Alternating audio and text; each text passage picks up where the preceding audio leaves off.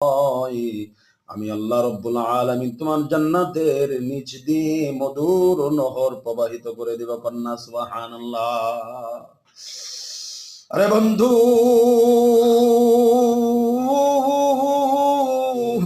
আমি আল্লাহ রাব্বুল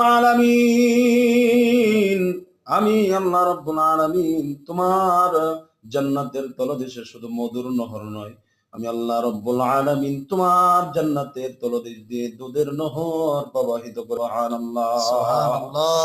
শুধু তাই নয় রে মুসলমান, আল্লাহ রাব্বুল আলামিন ডাক দিয়া বলেন, বান্দারে যদি তুমি আমার ইবাদত করতে পারো, যদি আমার ইবাদতের মধ্যে থাকতে পারো, তাহলে আমি আল্লাহ রাব্বুল আলামিন, তুমি যদি আমার হুকুম আহকাম মতে চলতে পারো, তাহলে আমি আল্লাহ রাব্বুল আলামিন শুধু এক দুনিয়ার সমান নয়, 10 দুনিয়ার সমান জান্নাত তোমার নামে লিপিবদ্ধ করে দেব। সুবহানাল্লাহ।